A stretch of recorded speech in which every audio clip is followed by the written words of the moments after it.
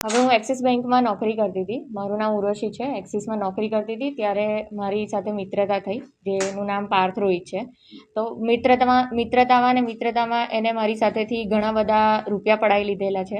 હવે એની સાથે એને રૂપિયા પડાયા પછી મેં જ્યારે માંગણી કરી ત્યારે એને પ્રેમ સંબંધનો ટ્રાય કર્યો. પ્રેમ સંબંધની અંદર પણ મેં ઘણી બધી વખત એને ના પાડી દીધી. તે છતાંય એને પછી શું કર્યું કે તાંત્રિક વિધિઓના માધ્યમથી એને મારી સાથે લગ્ન કરવાનો પ્રયાસ કર્યો અને લગ્ન કરાવી બી દીધા. એના પપ્પાએ જે અશોકભાઈ રોહિત છે એની સાથેથી તાંત્રિક વિધિઓ, નડિયાદ જે રૂપેશભાઈ છે એના સાથેથી તાંત્રિક વિધિઓ કરીને મારી પાસે લગ્ન કરાવી લીધા. લગ્ન કર્યા પછી ત્યાં મને ગોંધીને રાખી અને ગોંધીને રાખ્યા પછી પણ 3.5 મહિના પછી હું ગમે તેમ કરીને ત્યાંથી નીકળી. પહેલાં જ્યારે લગ્ન કરતાં પહેલાં મેં એને ના પાડી હતી અને ત્રાસ એટલો હતો એના કારણે મેં મારો જીવન ટૂંકાવવાનો બી પ્રયાસ કર્યો હતો. પણ તે છતાંય આ માણસ ના સુધર્યો અને મેં પોલીસ કમ્પ્લેન કરેલી. તે છતાંય માણસ ના સુધર્યો અને તાંત્રિક વિધિઓના માધ્યમથી એ મને ત્યાં એના ઘરે પાછો લઈ ગયો અને લઈ ગયા પછી પણ 3.5 મહિના ગોધીને રાખેલી. અને બીજી વસ્તુ કે એ વસ્તુ કર્યા પછી પણ હજી પણ એ તાંત્રિક વિધિઓનું માધ્યમ એનો ચાલુ ને ચાલુ જ રાખે છે.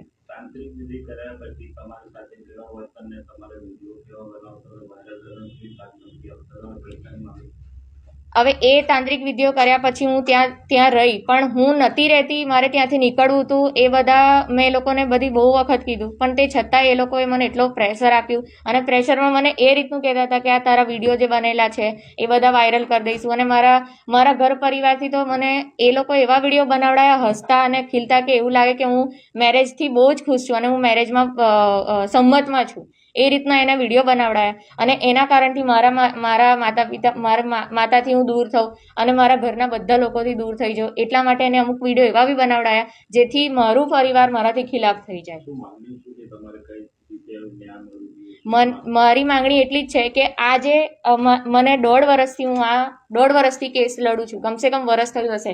મારી અરજીઓ પર અરજીઓ થઈ ચાલી છે. પહેલી અરજી, બીજી અરજી, ત્રીજી અરજી, 7 અરજી ટોટલ મેં કરેલી છે. તે છતાંય મારી જે અરજી કરું છું એનો મને કોઈ ન્યાય નથી મળતો.